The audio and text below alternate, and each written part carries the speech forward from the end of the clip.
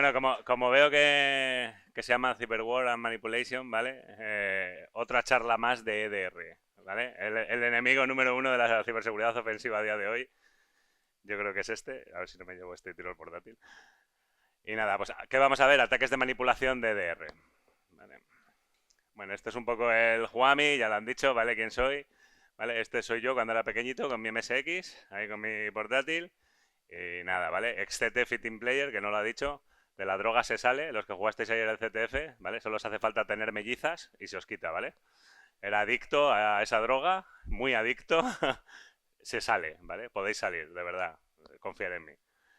Y, por supuesto, Proudly Member también de licor de bellota, ¿vale? Disclaimer, ¿vale? Este también me lo ha hecho la IA. La IA lo usamos a día de hoy para todo, ¿vale? La información y técnicas presentadas en esta ponencia tienen un propósito exclusivamente educativo y de investigación. El objetivo es proporcionar una comprensión más profunda, bla, bla, bla, ¿vale? Es posible que durante esta presentación se mencionen o se utilicen ejemplos de productos comerciales. La inclusión de cualquier marca, nombre, producto o servicio no implica recomendación o respaldo, ni tampoco evaluación o calidad. Recomendamos encarecidamente a todos los asistentes que lo que aprendan hoy lo usen para el bien, ¿vale? Más o menos viene a decir un poco eso, ¿vale? Que eso que se grabe bien. Disclaimer hecho por la IA, ¿vale? ¿Qué es lo que vamos a ver, ¿vale? Como no sabéis lo que es un EDR, porque ya lo habéis visto en todas las charlas, vamos a ver un poco qué es un EDR, qué características hay, detección-respuesta, cuál es la arquitectura y los componentes de un agente EDR y cómo funcionan un poco, ¿vale? Vamos a ver dos ataques en espacio de usuario, ataques de manipulación en espacio de usuario, cegamiento en cloud del EDR y abuso de la altitud del minifiltro. Y vamos a ver ataques de manipulación en el espacio de kernel, ¿vale? Un killer PPL, drivers vulnerables, un blind EDR como los kernel callbacks. Vamos a montar un pequeño simple kernel EDR, ¿vale? Para ver cómo funciona y cómo se hace ese cegamiento. Qué era EDR Samblas, que es de donde viene toda esta parte. Y vamos a hacer un blind EDR, ¿vale? Ya sin entorno de debug y demás, ¿vale? Endpoint Detection and Response. Bueno, todos los conocéis, estas son algunas de las marcas comerciales que os podéis encontrar en el mercado de todos los diferentes EDRs que podéis tener, CrowdStrike, SentinelOne, Sophos, Fortinet, ¿vale? Todos funcionan un poco de la misma manera, tienen un agente que se comporte de una parte que es en kernel, un controlador o varios controladores, y otra parte que es la parte del agente que está en espacio de usuario, ¿no? Características de un EDR, ¿qué es lo que tienen? Bueno, pues suelen tener todos ya Machine Learning, herramientas de análisis para el ayuda de aprendizaje automático, para la detección de amenazas, Sandbox, que ya hemos hablado de ellas, el sistema aislado para comprobar, pues, por ejemplo, un binario descargado y demás, la ejecución de los mismos, escaneo de IOCs y reglas Yara, tanto al tocar disco como en memoria, que permiten analizar y detectar amenazas provocadas, uso de listas blancas y negras, uso de Allowed y Denied, ¿vale? De correos electrónicos y páginas web IP. Me río, Pablo sabe por qué.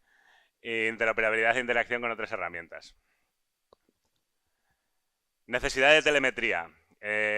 Si pensáis, a la gente que le gusta un poco la privacidad, si pensáis que el problema de las cookies y toda esa parte, esta es la información que se lleva una cookie, ¿vale? Esta es la información que se lleva el EDR. ¿Vale? Traga telemetría absolutamente todo lo que haces en el equipo. Bueno, todo lo que haces en el equipo.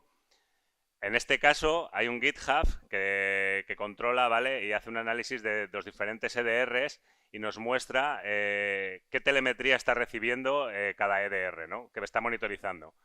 Vemos creación de procesos, terminación de procesos, carga de imágenes, archivos abiertos, borrados, modificados, renombrados, logón, logout, tipos de logón y logout, aunque sean en red, ¿vale? O sea, absolutamente coge toda la telemetría de la que puede, ¿vale? Toda la telemetría que puede. Bueno, hasta tal punto de que si yo voy y navego en esta día, bueno, está en Epoch Time, ¿vale? Pero bueno, sobre el 25 de noviembre, ¿vale? Sobre esa hora y me voy con el Edge a ir a ese Kazmin, el EDR recoge esa telemetría y sabe que yo ese día, en ese momento, en ese punto concreto, he visitado la página web de ese Kazmin.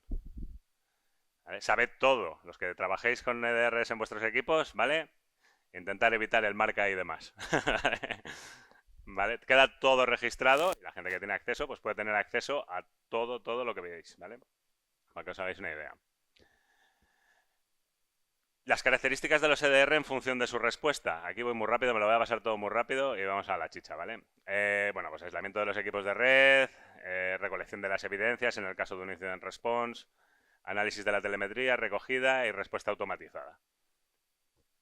Esta es la arquitectura de un EDR que os podéis encontrar básicos, ¿vale? Tenéis unos devices donde se instalan los endpoints, en este caso pues un desktop, un servidor, un mobile. Toda la telemetría se envía a la nube, esto nos va a venir bien después conocerlo, y luego, por otra parte, los operadores se pueden conectar directamente a ese servicio de SaaS para, pues eso, lo que acabo de hacer yo, ¿no? Buscar quién había ido a secadmin con el navegador, ¿no? Componentes que tiene un agente de un EDR. Bueno, tiene un componente de software y un componente de controlador, lo que habíamos comentado al principio, ¿no? El componente de software se encarga de la interfaz de usuario, del monitoreo de las aplicaciones, de la recopilación de datos, análisis de amenazas y de la respuesta ante incidentes.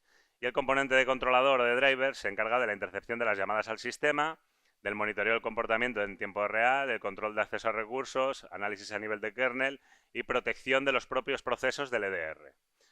¿Vale? Intentan evitar estos ataques de manipulación que vamos a hacer. Y así es como funciona un poco, ¿vale? Tanto en el espacio de usuario como en el espacio de kernel. Digamos que cuando se crea un proceso, en este caso, ¿vale? Se va a hacer una carga de imagen desde el kernel hacia userland, ¿vale? El EDR va a recibir a través de un kernel callback, que digamos que es como las listas de correo de notificación a las que antiguamente, los que sois un poco más mayores, os apuntabais a una lista de correos y cada vez que se escribía en esa lista de correos os llegaban los correos, ¿no? Pues esto es un poco parecido. Esos kernel callbacks son una lista de punteros que apuntan a un puntero directamente dentro del espacio de kernel del controlador y les notifica de cada cosa que está ocurriendo, ¿no? Entonces, en este caso, le comunica que se acaba de crear un proceso, el EDR comunica con su servicio en userland y hace una inyección de DL de su DLL, ¿vale? Por detours o demás, ¿vale? Él inyecta la DLL y luego esa DLL lo que hace es intentar hookear por detours normalmente diferentes funciones dentro de la API de Windows que al EDR le interesan monitorizar. ¿Cuáles van a ser esas funciones? Virtual Alloc, ¿vale? ZWMap Section, ¿vale? Todo este tipo de funciones que evidentemente son las que se utilizan para hacer carga de malware, ¿vale? Bueno, pues ataques de manipulación en espacio de usuario. Lo primero que se nos ocurre cuando te dan un EDR y dices, bueno, pues voy a ver qué hace el EDR y me interesa que el SOC no lo vea. Bueno, no lo he dicho, ¿vale? Todos estos ataques se llaman ataques de manipulación y no se llaman 0 days o CVEs o vulnerabilidades de los diferentes productos por un motivo, porque necesitamos ser administrador local del equipo para llevarlos a cabo. ¿Vale? Sí que es verdad que todos los EDR tienen un montón de recursos para evitar que sean tamperizados o sean modificados y esto solo salta, pero necesitamos un administrador local. Si un administrador local, evidentemente, no sería la charla ataques de manipulación de EDR, sino que sería CVE 2024, tal cual, elevación en CrowdStrike, ¿vale? Entonces son ataques de manipulación. Necesitamos un administrador local. Entonces, bueno, somos un administrador local. Si eliminamos la telemetría, el SOC no nos detecta, ¿no? Fulanito cuando apaga el equipo, el SOC deja de recibir telemetría de ese equipo porque está apagado, ¿vale? El EDR nos dice que está apagado y no pasa nada. Entonces, si somos administradores locales, ¿a quién se le ocurre un poco qué podemos hacer de cegamiento? ¿Vale? Podemos cegar en red. Vamos a cegarlo en red. Vamos a evitar que se comunique en red con el EDR. Todos los servicios de EDR, ¿vale? En este caso tenemos aquí Sophos, por ejemplo, ¿vale? Publican las allowed list para meter en nuestros servicios de DNS, ¿vale? En nuestros proxies, en las proxies de las compañías, etcétera, etcétera, etcétera. ¿Para qué? Para que todos los equipos de dentro de la compañía puedan comunicarse directamente con el SaaS y le envíen la telemetría.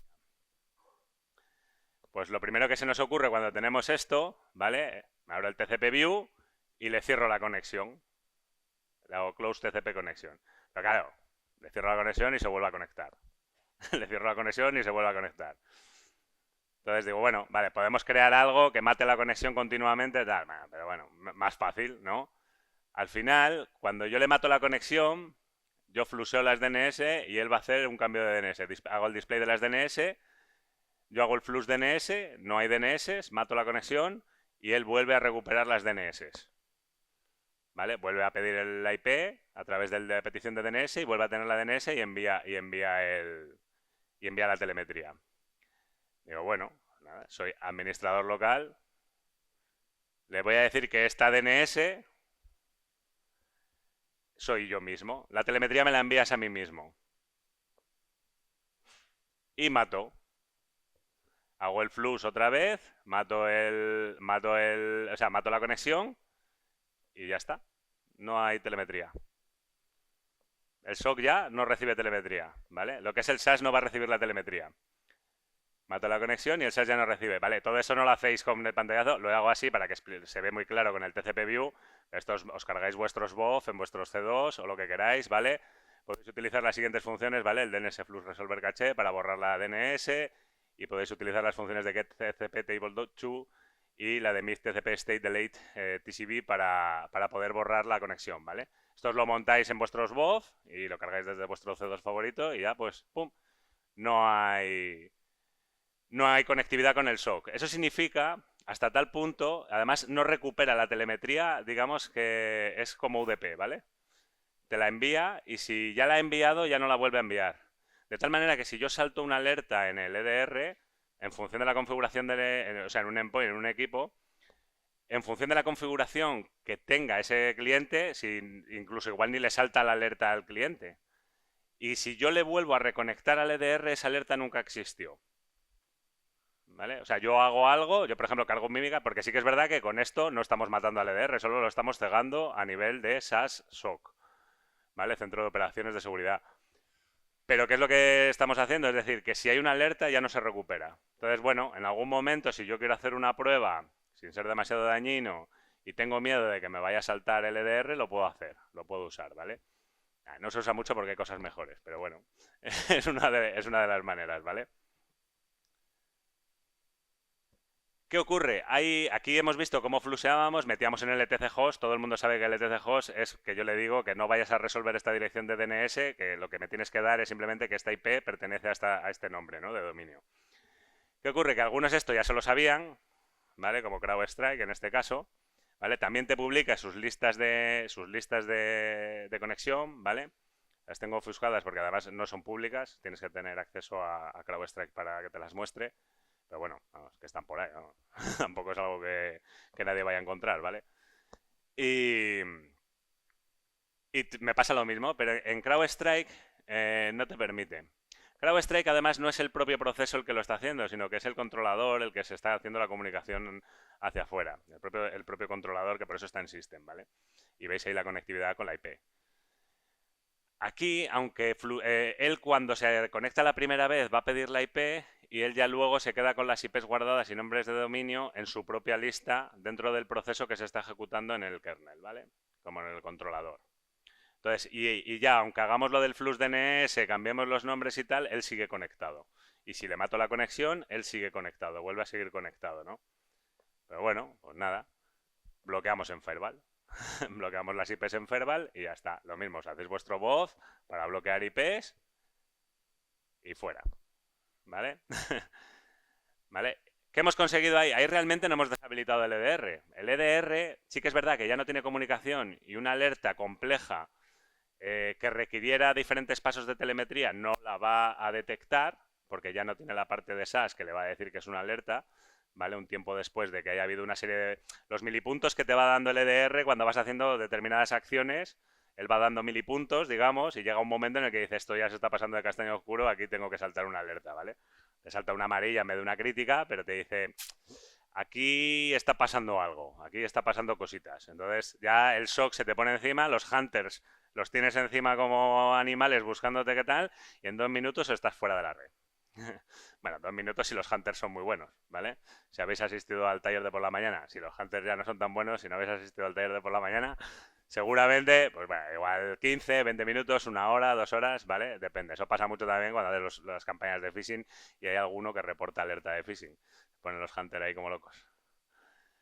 ¿Cuál es el segundo ataque que tenemos? Ataques de abuso de altitud de minifiltro, ¿vale? Esto lo sacó Etio Tamura en marzo aproximadamente, ¿vale? Bueno, pone ahí la fecha además de Tierce Security Con, ¿vale? En marzo del 2024 de este año, ¿vale? ¿Y en qué consiste? Bueno, vamos a ver qué es eso de los minifiltros, en qué consiste un poco y vamos a ver cómo se ejecuta este ataque, ¿vale? Podéis ir aquí y ahí veis la POC de Etio Tamura, que fue el que lo sacó y el que lo publicó, ¿vale?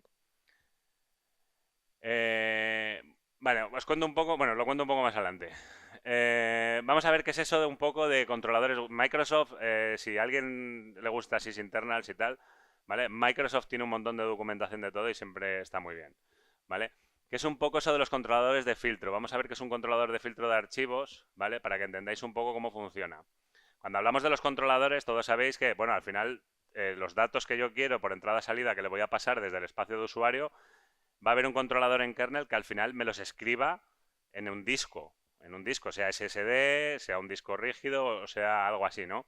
Entonces, Microsoft implementa una serie de filtros para que yo, durante ese espacio de entrada-salida, pueda ejecutar acciones sobre esa información. ¿Vale? Esos son los filtros del sistema, de los filtros de Windows, que los hay de red, y en este caso es un filtro de sistema de archivos. ¿Vale? Veo unas cabezadas por ahí, lo siento, disculpadme, sé que es una hora complicada. ¿Vale? Microsoft todavía lo hace más fácil y te pone como un máster de filtros, que es el fltmgr.sys, ¿vale? Que te permite, que es como, digamos, el controlador de los minifiltros, ¿vale? Y esos minifiltros es lo mismo, es un filtro, pero más pequeñito, más fácil de programar y demás, y que se adjunta dentro de ese controlador mágico de Microsoft, que es de Microsoft, ¿vale? Está firmado por Microsoft y es de Microsoft. Y Microsoft le da una altitud al minifiltro. ¿Qué es eso de la altitud? La altitud es un número que yo cuando luego lo explicaré un poco más adelante cómo va esto de los drivers, de los controladores, pero la altitud es un número que Microsoft te da en función de la necesidad de que vaya delante o detrás de lo que ya está, ¿no? Entonces, yo si quiero hacer un controlador de minifiltro para una entrada y salida de archivos, le envío mi controlador a Microsoft, que además ahora Microsoft obliga desde el 2015 a que le envíe sus controladores para que ellos te los firmen, ¿vale? Y ellos me asignan un número de altitud del minifiltro para mi controlador. Aquí se ve bastante bien, ¿vale? Y es este número, ¿vale? Por ejemplo, aquí está el 365.000, el 325.000 y el 305.000, ¿vale? En este caso es lo que estamos diciendo, ¿vale? Aquí esto es una petición de entrada-salida, ¿vale? Para una escritura de archivo en disco. Yo quiero escribir un archivo que tenga la memoria en disco, ¿vale? Y lo que va a hacer es, ¿vale? Va a entrar al manager de entrada y salida del sistema y va a entrar al filter manager. Y en ese filter manager va a actuar primero un filtro, primero otro filtro y luego otro filtro, ¿vale? Cuanto menos número tenga ese filtro de altitud, más va a poder, o sea, más va a ser el último en poder actuar, ¿vale? Digamos. Entonces, el primero va a entrar, el segundo va a entrar y el último va a actuar. El primero ya puede parar igual la denegación de entrada y luego, una vez que pasa por los tres filtros, si todo ha sido aprobado, y ellos pueden ejecutar acciones, ¿vale? Digamos que en kernel. Ellos pueden, por ejemplo, imaginaros que el EDR no quiere que escribas en disco directamente ese archivo, ¿vale? Entonces no te deja escribirlo en disco, directamente dice, se acabó, mata ese archivo y no lo llegues a escribir en disco, ¿vale? Una vez que pasan los minifiltros y hacen las cosas que tengan que hacer, si todo va bien, ya pasa lo que es al controlador del disco duro propio, que lo que va a hacer es mover las agujitas en el caso de los discos duros viejos o mandárselo al SSD para que quede guardado dentro del disco, ¿no? Ya es directamente al hardware, ya va a ir al hardware. Vale, aquí tenemos un ATP Defender, ¿vale? En este caso es un ATP Defender y este es el controlador del filtro de archivos, ¿vale? De Defender, ¿vale? Este es el MSSEC FLT, ¿vale? Tiene 385.600. ¿Qué se le ocurrió a esta persona? Ahora lo vamos a ver, ¿vale? Ese número va en el registro de Windows y los EDR monitorizan el registro de Windows. Si yo toco el registro de Windows, el EDR salta. Si yo cambio ese número, el EDR salta. ¿Qué ocurre? Que lo vamos a ver ahora en el vídeo. Doy al play. Dame un segundito. Sí, ¿no? Ya está. Vale. Bueno, esto está del 6 de junio, ¿vale? Esta no la he probado porque realmente esta requiere un reinicio de sistema y la puse solo para la charla, no la he utilizado, ¿vale? Pero, vale, él está ahí recogiendo el MSSK FLTL, ¿vale? Y hemos cargado otro controlador de minifiltro, el de Sysmon Driver, ¿vale? Es un controlador que es legítimo de Windows y lo puedes cargar en cualquier equipo siendo administrador local. Nos vamos al registro de Windows, ¿vale? Y ahí podemos ver que tenemos una altitud y es un registro SZ. ese registro, si yo lo modifico directamente y le pongo el valor del Defender, el EDR salta. El EDR salta. ¿De qué se dio cuenta este investigador? Que si yo creaba una cadena múltiple en vez de un registro normal, funcionaba, pero el EDR no lo olía. Eso lo cambiaron enseguida los EDR, ¿eh? O sea, tardaron 4 días en cambiar porque es una manera muy sencilla de cambiarlo, ¿vale? Entonces, lo que consiste es que yo puedo poner la altitud, el mismo número de altitud a otro controlador pisando ese controlador. Y dejo que ese controlador deje de actuar. ¿Vale? En este caso, Defender, como lo habéis visto, voy a darlo un poco para atrás. Parece que tengo que ir para aquí. Porque esto no lo he explicado y es una parte importante. Aquí ya Microsoft en junio, esto fue en marzo, si os dais cuenta, bueno, pues duró un tiempo. Pero en junio ya dejó de funcionar, ¿vale? Saltaba por aquí la alerta de eso, que no se veía muy bien. En junio ya no funcionaba. La manera que tenías para hacerlo, y yo con los vídeos soy malísimo, me vais a perdonar. A ver si me voy al registro de Windows. No, aquí ya me he pasado. Es que encima lo tengo que hacer en la pantalla grande. Vale, la manera que había para hacerlo, ahí lo estoy haciendo, si os dais cuenta.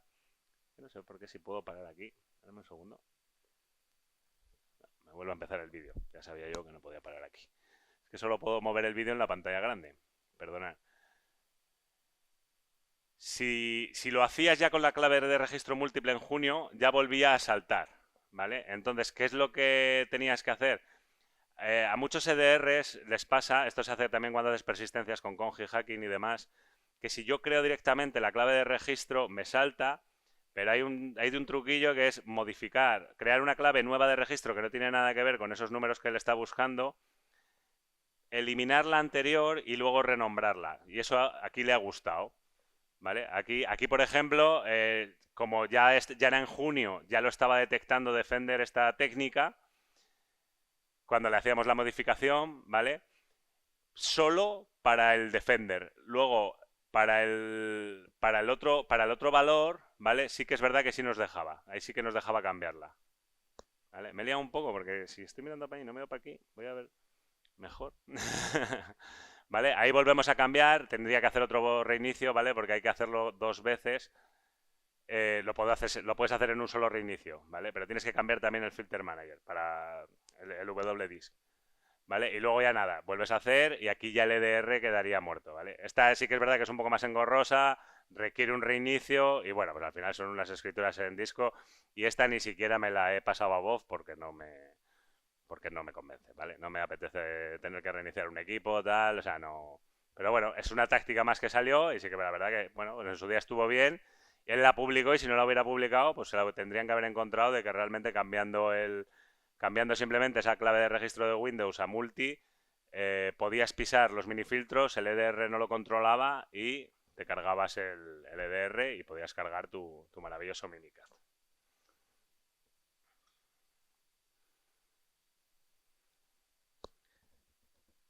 Ataques de manipulación en espacio de kernel.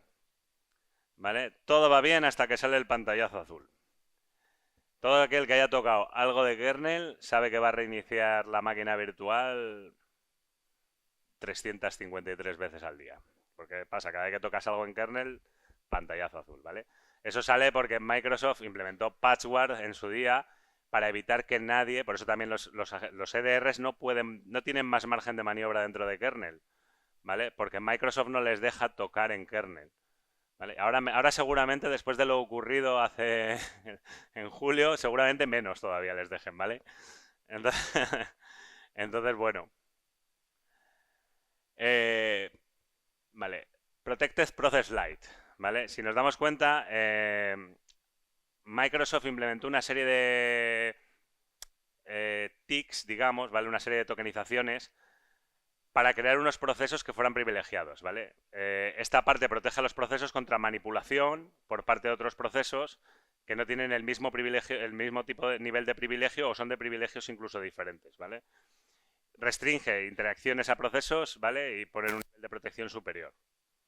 Y se aplica a procesos de sistemas y demás. Al principio todos eran PPL y luego ya los fueron llamando, ¿vale? Ya los ponen como PS Protected Signer Anti-Malware, que son los del EDR, Protect the Signal Windows Like, que son los PPL, ¿vale? Los de WinTCB, etcétera, ¿vale? Les van poniendo otros nombres, pero bueno, es, digamos, esa tokenización que tienen para que otro proceso, incluso aunque tenga el mismo privilegio de escritura o incluso en kernel o lo que sea, no se puedan escribir entre ellos o manipular entre ellos, ¿no? Esto cuando salió, todos los EDR cogieron y dijeron, evidentemente, mi controlador va a decir que mi proceso en el espacio de usuario es PPL, igual que el LSAS, etcétera, todos los que hay. Y empezaron a salir campañas de grupos de APT que empezaban a matar estos procesos mediante estas técnicas, ¿no? Vale, kill PPL, vale, me llaman Taskill, encantado, yo soy PPL Killer, ¿vale? Malísimo, y lo sé. No hace falta que os riáis.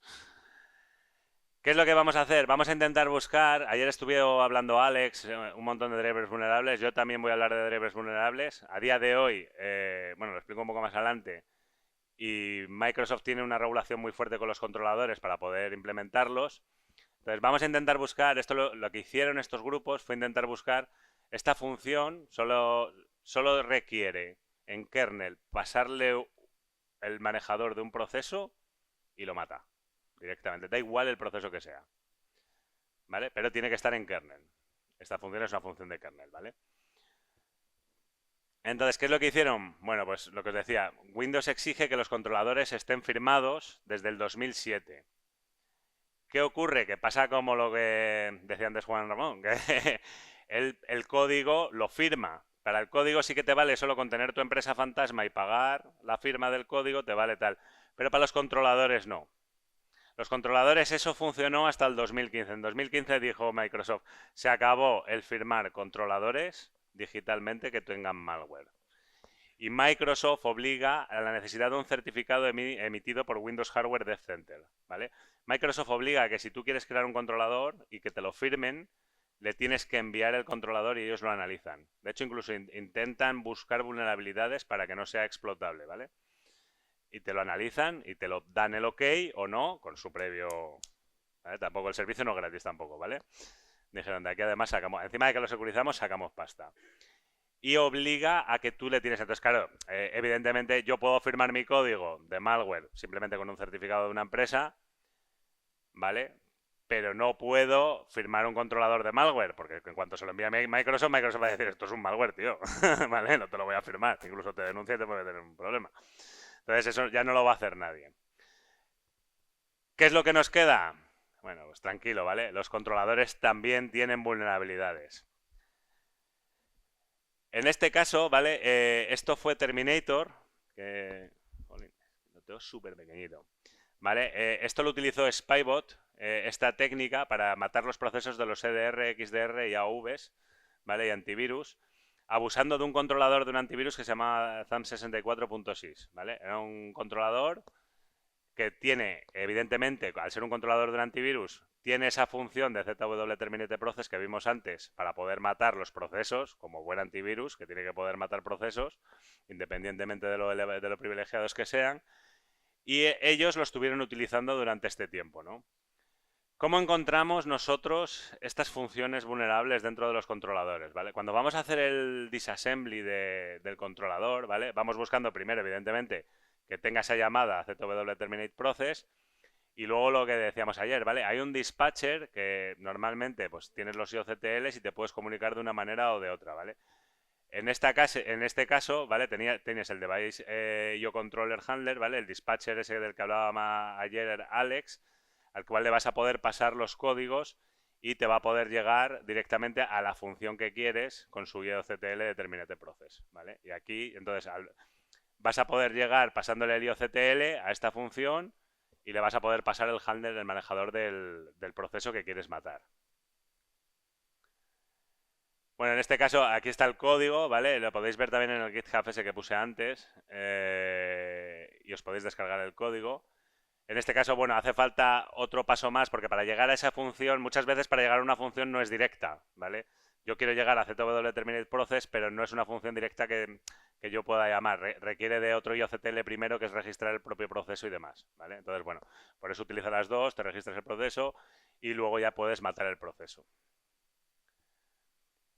Y luego hay un device IO para comunicación. Es como una especie de pipe, no es un pipe, ¿vale?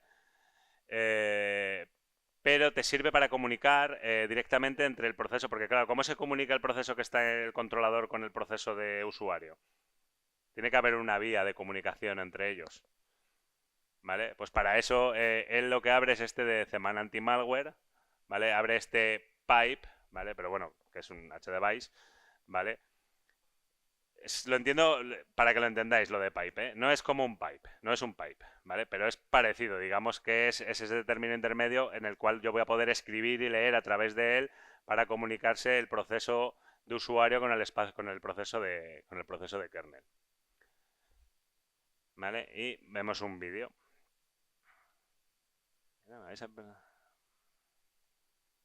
Vale. Bueno, vamos a abrir el Process Explorer.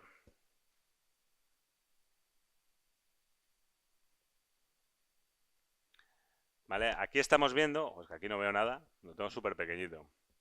Yo que me estoy quedando cegato. ¿Vale? Estamos viendo, aquí tenemos el MP-Sense, ¿vale? Y el Security Health Service, ¿vale? Que tienen su proceso, ¿vale? Son accesos denegados, no se pueden matar, están protegidos, ¿vale? Son el Protected sin el Anti-Malware Lite, en este caso es el ATP Defender el que está corriendo, ¿vale? Y tú eso no lo vas a poder matar de ninguna manera, no vas a poder eliminar ese proceso de ninguna de las maneras. Con ese driver vulnerable, eh, vale, bueno, yo lo estoy cargando así directamente, es la peor manera de cargarlo del mundo, pero bueno, me resulta cómodo utilizarlo, ¿vale? Estoy cargando el driver vulnerable. Aquí he hecho trampa, ¿vale? Y os voy a explicar por qué. No sé si quiero parar el vídeo. Es que el problema es que lo tengo que parar allí, en la pantalla de aquí, porque si lo paro en esta otra Si lo paro en esta otra se me vuelve a empezar el vídeo, perdonad. Vale. Aquí he hecho trampa y os voy a decir por qué. Ese driver es vulnerable y no te deja instalarlo, ¿vale? Si el EDR está encendido y funcionando, ¿vale? Ahora mismo ese driver está en excepción del EDR, he hecho trampa para enseñaros el vídeo, y os lo cuento, ¿vale? Es verdad que he hecho trampa para enseñaros el vídeo. Ese driver es vulnerable y el EDR lo detecta y te dice que no lo quiere. Pero luego en las últimas os enseño un pequeño truquillo para cargar el driver vulnerable, ¿vale? Pero sí, ese controlador es vulnerable y aquí ha hecho trampa, ¿vale? Está en excepción dentro del EDR, ¿vale? O sea, me está dejando permitir que lo cargue para que lo veáis, ¿vale? Continúo. Nada, cargamos el controlador. A ver, porque es lo que digo, tengo que darle aquí a la pantalla grande. ¿Vale? El controlador es el controlador firmado del antivirus y una vez que hemos cargado el controlador, pues bueno, ya nos deja matar el PID, ¿no? El PID que no podíamos matar, los procesos de MS-Sense y los procesos privilegiados que estaban con el TPL, anti-malware, ¿vale? Ahora lo vamos a poder matar. Vamos a matar el 7284 y vamos a matar también el Secure Health Service de... Vale, de aquí. Matamos los dos procesos, ¿qué ocurre? Que se nos vuelven a empezar, ¿vale? ¿Qué era lo que hacía Terminator? Que lo teníais ahí, que además lo llamaron Terminator, ¿vale? Él lo que hacía era meter en bucle, estaba buscando todo el rato en el task list cuando se volvían a levantar y según se levantaban cogía el PID y lo volvía a matar, cogía el PID y lo volvía a matar, cogía el PID y lo volvía a matar. Y esta técnica de manipulación la utilizaron muchos atacantes para eso mismo, para evadir los EDRs, ¿vale? Bueno, Blind Driver EDR, everything is fine, I am still connected to the cloud, ¿vale? Entonces aquí sí que vamos a cegar el EDR, pero no como al principio, que simplemente lo desconectábamos de la red, digamos, evitábamos que enviara esa telemetría de la que hablábamos al SAS, sino que aquí vamos a cegar al EDR en la parte de kernel, de las notificaciones de rutina de callbacks, y vamos a conseguir que todavía siga apareciendo conectado en el tenant de los EDRs, ¿vale? De hecho, o sea, porque un servidor no es lógico que se apague del tenant del EDR. Igual un equipo de usuarios sí, pero un servidor no. Bueno, kernel callbacks, que ayer nos habló Alex, que llegas tarde. Vale. Tenemos funciones y, bueno, son las funciones, ¿vale? De las que habíamos hablado un poco ayer. PSSet create process notify routine, PSSet create notify routine, PSSet load notify routine, ¿vale? Que son para creación de procesos, creación de hilos y carga de imágenes. Y era lo que os decía antes. Digamos que es como aquellas listas de correo a las que tú te adherías, ponías tu correo y cada vez que ocurría algo en esa lista de correo llegaba, ¿no? Pues esto es lo mismo, es una lista de notificaciones a la que tu controlador se registra allí y a ti te llegan las notificaciones de todo lo que está ocurriendo. Vale, pues vamos a crear un driver que se registre a estas rutinas de notificación. ¿Vale? Creamos un driver que se registra a estas rutinas de notificación y vamos a hacer un parent spoofing ID. ¿Vale? Sabéis, bueno, no sé si sabéis qué es un parent spoofing ID, os lo explico un poco, ¿vale? Cuando un proceso se crea dentro del árbol de Windows, yo ejecuto una aplicación, la aplicación sabe cuál es su proceso padre. Es decir, si yo hago doble clic sobre el Chrome en el escritorio, ¿vale? El proceso padre, ¿vale? Es el Explorer, porque yo lo he hecho con el ratón doble clic y va a aparecer que el proceso padre es el Explorer. Cuando yo hago un parent spoofing ID, que eso se suele hacer por si alguien luego va a venir de hunting o demás y intenta seguir una línea de procesos, ¿vale? Digamos que decías, bueno, pues vale, pues le voy a engañar y yo me modifico antes de la creación del proceso cuando voy a crear un proceso suspendido, voy a inyectar código, etcétera, etcétera, etcétera, ¿vale? Voy a engañarles y les voy a decir que mi parent spoofing ID es explorer.exe, ¿vale? Pues no si el EDR está registrado en PSSet Create Process Notify Routine, ¿no? Y lo vamos a ver. Hemos creado un pequeño controlador rápido. A ver aquí, estoy por ponerme así agachadico y así veo la pantalla, porque es que lo veo súper pequeño y soy súper cegato. Pero bueno, si no me pongo aquí, ¿vale? Vamos a cargarlo, esto es un entorno de debug, esto es un driver no firmado, ¿vale? Es un driver de un simple kernel, EDR, que nos hemos montado, ¿vale? Que lo único que va a hacer es registrarse a esas rutinas de notificación, ¿vale? Nos conectamos, ¿vale? Creamos ese pipe, que no es ese pipe, ¿vale? Ese canal de comunicación entre lo que era la parte de usuario y la parte de kernel, y utilizamos, ¿vale? ConnectEDR, que digamos que sería el proceso de usuario dentro de aquí. Ahí ya vemos que se están creando procesos y que nos están apareciendo cuál es el proceso padre y demás. Y me estoy yendo muy rápido el vídeo. Al final, no sé quién me dijo lo de... Perdonad, no sé quién me dijo. Ay, esto de que... Voy a hablar con los de Microsoft para que cambien esto de... Porque aquí quiero que veáis una cosa. Vale. Aquí lo que estoy haciendo, ¿vale? Esto es una técnica de persistencia que consiste en modificar simplemente un icono de escritorio, un acceso directo de escritorio con otra ruta diferente a la que tú quieres, ¿no? Es una persistencia. De manera que yo creo esta persistencia y lo único que tengo que hacer es esperar a que el usuario abra el Chrome para que ejecute mi malware, ¿vale? Si os dais cuenta, esto va a ir, bueno, ya os podéis imaginar un poco, cuando pone desktop Havoc Adobe, ¿vale? Ya os imagináis un poco a dónde va a ir, ¿vale? Ya se llama Havoc, ¿vale? Evidentemente no se llamaría Havoc, ¿vale? Y estoy utilizando Adobe, que es un DLL Sideloading, porque, bueno, siempre los EDRs tienen unos checks para que todos los procesos que no estén firmados salten como alerta de EDR. Entonces, utilizamos DLL Sideloading para cargar ese adobe.exe, ¿vale? Que es el proceso legítimo de Adobe y al hacer el DLL Sideloading podemos cargar podemos cargar mediante esa aplicación una DLL maligna. Ya si queréis saber lo que es DLL Sideloading porque alguien no lo sabe, hay una charla de SecAdmin de hace 2 años mía que lo explico bien, ¿vale? Así que os la podéis ver. Voy a intentar continuar.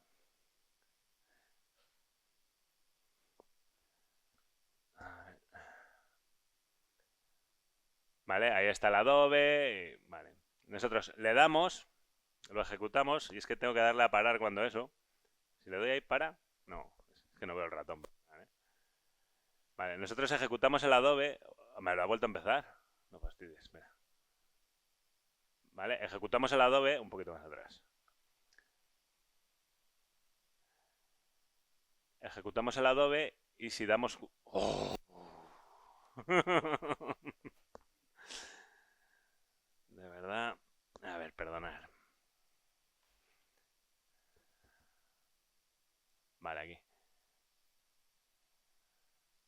Nosotros ejecutamos nuestra persistencia, ¿vale? Con el Adobe. ¿Dónde está el ratón? ¿Por qué me vuelves para el otro lado? Y cuando abrimos ahí, a nosotros se nos abre el Chrome, evidentemente al usuario se le tiene que abrir el...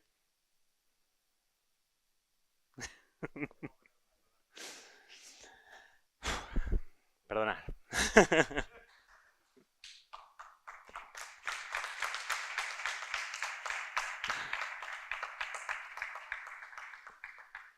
A ver, pause ahí. Nosotros le damos al Chrome, se nos abre el Chrome, evidentemente, y luego pasan cosas por detrás, ¿vale? Al usuario solo tiene que ver que se le abre el Chrome, evidentemente. Tengo que mover el ratón. ¿Dónde está el ratón? Vale, aquí. Vale, se han creado un montón de procesos, ¿vale? Voy a abrir el... Mira, lo dejo en play, ¿vale? Y ya os lo cuento, que quería que lo vierais porque se ve bastante bien, pero... Y os lo cuento. Lo dejo en play y fuera. ¿Vale? Abrimos el Chrome, me voy a poner aquí. Se abre nuestro Chrome, al usuario es transparente, ¿vale? Y aquí nos está avisando de todos los procesos que se han creado y cuál es el proceso padre de ellos, ¿no? Vale, vamos a abrir el Task Manager. ¿Vale? Abrimos el Process Hacker y vemos el Adobe tiene el 7056. Nos venimos aquí al 7056 y es el proceso padre de dos procesos, el 8160 y el 7748. Y el proceso padre es el 1256 de él. ¿Por qué? Porque es el Explorer el que le hemos dado, ¿vale? Es el 1256.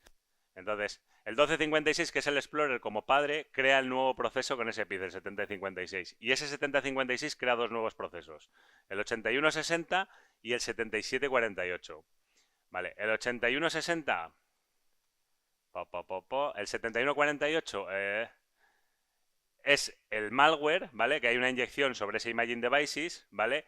Y el otro proceso, el 8160, es el Chrome, ¿vale? Es el Chrome, que también se ha abierto porque se le ha abierto al usuario.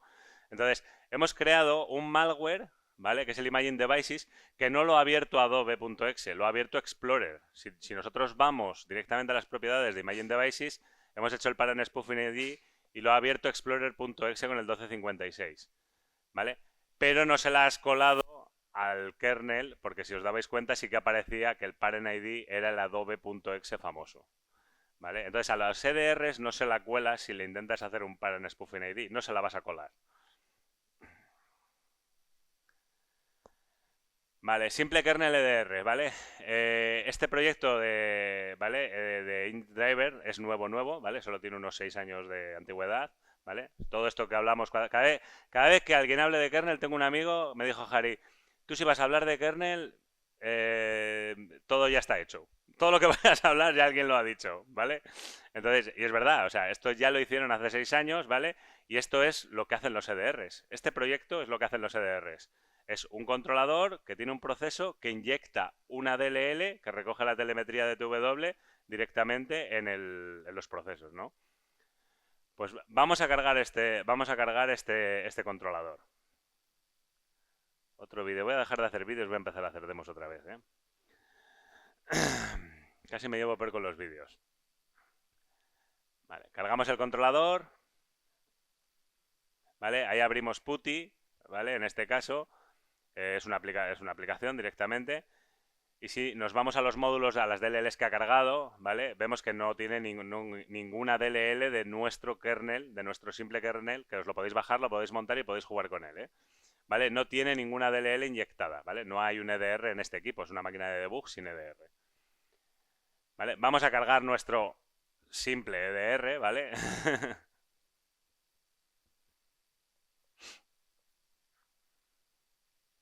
Y una vez que lo hemos cargado, ahora si abrimos un proceso como PuTTY, nos va a inyectar directamente la DLL, ¿vale? Si nos vamos, ¿vale? Bueno, nos recoge la información del ETW y si nos vamos a las librerías, a los módulos cargados dentro de PuTTY, ya vemos cómo le ha cargado ese InjectX64DLL, que es la DLL que inyecta el EDR. Cada EDR inyecta la suya en todos los procesos cuando se crean, ¿vale?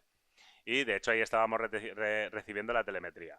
Eso es lo que hace ese repositorio que tiene 6 años ya, si os fijáis, y que podéis probar vosotros, ¿vale? Si queréis jugar con esto.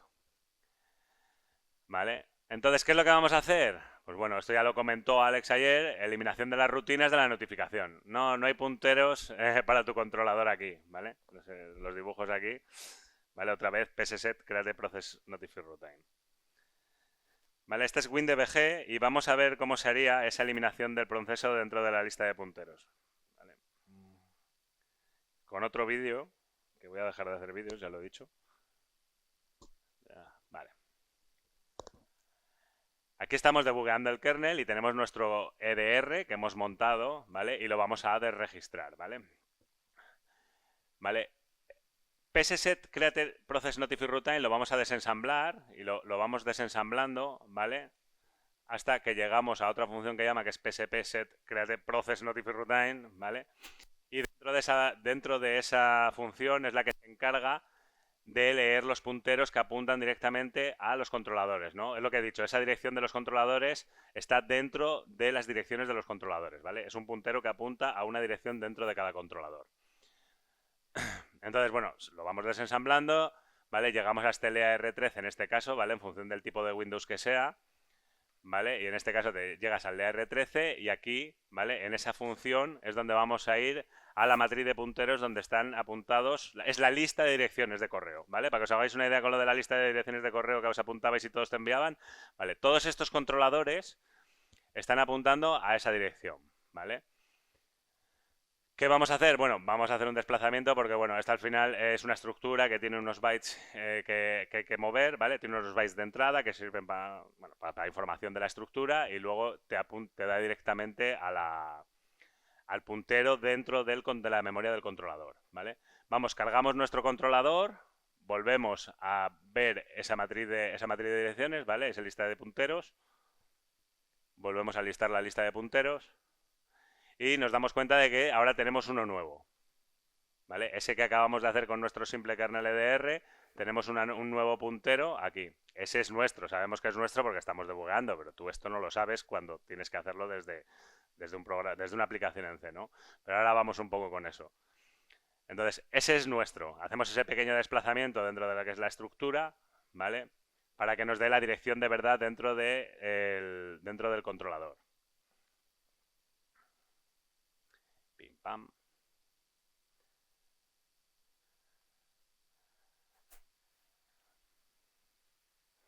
¿Vale? Y nos quedamos con la dirección.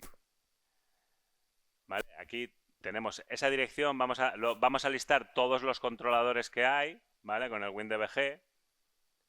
Vamos a listar todos los controladores que hay, ¿vale? Y nos quedamos con esta de aquí, ¿vale? De ese pequeño desplazamiento y nos quedamos con esa de aquí. Esta dirección va a estar dentro de una de las direcciones de los controladores. Si nosotros ahora listamos todos los controladores que tenemos en el equipo, que lo haré ahora, en un ratillo,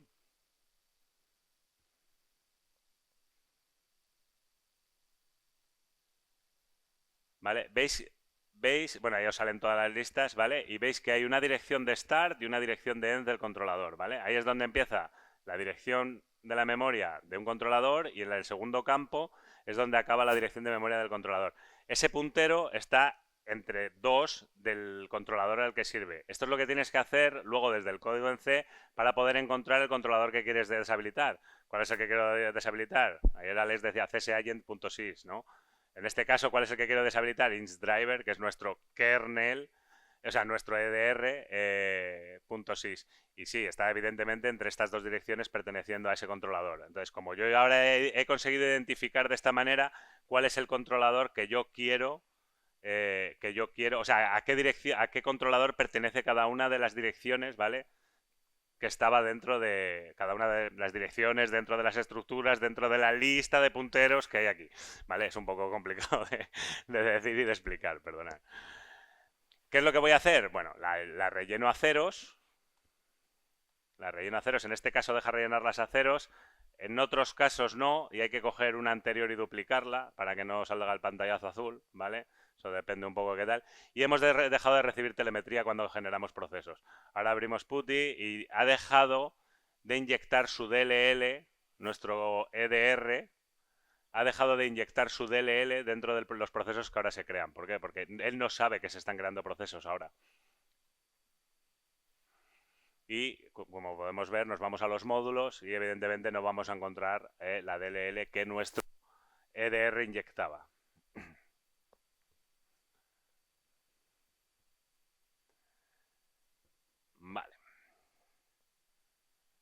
Esto es un poco el debug de esa parte, ¿vale? Y la explicación, todos esos pasos luego hay que hacerlos para encontrar cuál es el controlador que tú quieres quitar. Tú como te quites más de ahí, te sale un pantallazo azul bien guapo, ¿vale? Tienes que ir quitando uno, depende de dónde esté igual, tienes además que rellenar y quitar otro. Entonces, bueno, ahí hay que hacer algunas cosillas. Esto no me lo invento yo, ¿vale? Esto, o sea, no me lo he inventado yo. Esto ya estaba de resamblas, ¿vale? Era un Terminator de, digamos, de EDRs, ¿vale? Y él implementa toda esta parte de matar EDRs, digamos, ¿no? De tamperizar los EDRs o de desnotificarlos en rutina, ¿vale? Él lo que hacía, EDR Amblas no está utilizando un driver vulnerable, EDR Amblas crea un driver con esa parte y te permite hacer estas cosas, ¿no? Nosotros desde los drivers vulnerables, bueno, ¿qué es lo que hacía EDR Amblas? Tiene más funciones, ¿vale? Nosotros hemos hecho solo aquí psset create process notify routine, pero de EDR Amblas tú te puedes sacar leyéndote el código, que lo hace también sobre thread notify routine, sobre la carga de imágenes de notify routine, los object register callbacks, ¿vale? Y los minifiltros que hablamos al principio con lo del abuso del minifiltro, ¿vale? Las técnicas de abuso del minifiltro. Y bueno, las actividades que registra cada uno de ellos, ¿vale? Procesos, hilos, imágenes, identificadores de objeto y crear o eliminar archivos. Hay una función, al final es lo que decíamos, es decir, si yo consigo, al igual que hemos visto la función de ZW terminate process de kernel para matar los procesos de PPL que estaban utilizando Spybot y este tipo de APTs, hay otra función que es copy memory function. Esta además es maravillosa porque te permite leer y escribir en kernel. ¿Vale? Si encontramos un driver vulnerable y buscáis esta función y conseguís alcanzarla mediante alguna magia de IOCTLs y alguna función, ¿vale? Si conseguís alcanzar esta función y pasarle los parámetros que vosotros queréis, tenéis un controlador vulnerable al cual vais a poder escribir y leer en memoria. ¿Por qué podéis escribir? Bueno, pues por una sencilla razón. Al final nos está pidiendo un target address, un source address, ¿vale? Entonces, si yo le pongo un puntero de dirección de memoria como target address de donde yo voy a poder leer en la memoria y le pongo como source address una parte del kernel, ¿vale? Me va a devolver, voy a poder leer en kernel, si el puntero de aquí es del kernel. Si lo pongo al revés, voy a poder escribir en kernel, ¿vale? Si yo lo que quiero es leo el source desde mi puntero de memoria y lo escribo en el puntero del kernel, voy a poder escribir en kernel. Entonces, esta misma función nos va a permitir leer y escribir en memoria. ¿Vale? Bueno, aquí está un poco lo del código.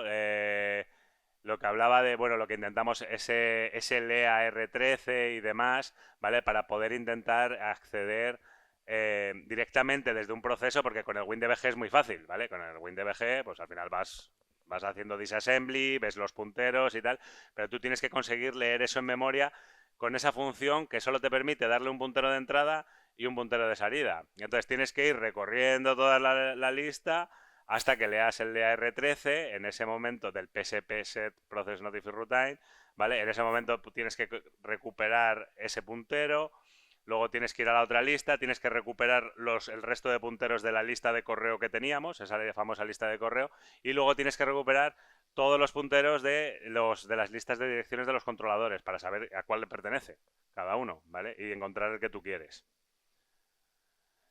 Y aquí pues ya el típico ejemplo que a todo el mundo le gusta, que lo único que hace es pues matar al EDR y ya está.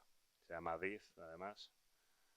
Y sí, no sé si está funcionando el vídeo, sí.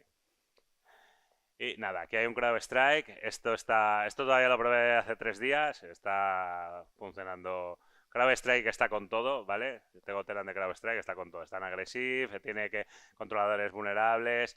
Y aquí sí que me pasó esto hasta marzo o mayo. Este controlador que yo estaba usando no lo reconocía como vulnerable CrowdStrike, ¿vale? Pero en marzo o mayo, este controlador ya según lo voy a copiar y a pegar en el disco de CrowdStrike, que era lo que os decía que antes hice trampas con el de semana, ¿vale? Aquí sí que no estoy haciendo trampas, esto está ya con todo, ¿vale? Os lo creéis si queréis, si no, pues bueno, pero va, esto está con todo, ¿vale? Y cuando yo copio el controlador, sí que es verdad que me salta CrowdStrike, ¿vale? En el momento en el que yo copio el controlador, CrowdStrike dice, chu, chu, chu, chu, chu, chu, ese controlador ya no me gusta, es un controlador firmado, que está bien, que tal, pero sé que es un controlador firmado vulnerable y yo tengo el check de no acceder a controladores vulnerables, ¿vale? No pasa nada porque lo montas como una ISO y a CrowdStrike ya le gusta, ¿vale? Lo montas o te lo cargas desde Samba o te lo cargas en memoria montándote un WebDAV o te lo cargas en memoria de diferentes maneras, ¿vale? Ayer discutí algunas con algunos de vosotros.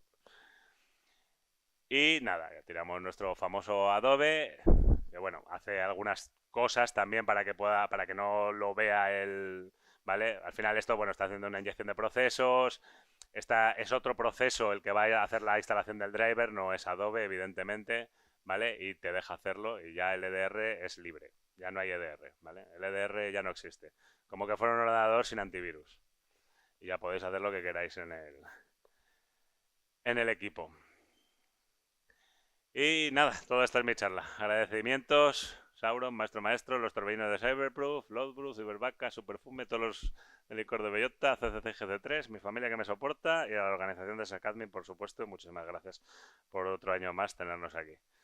Y ahora ya preguntas que luego es mi...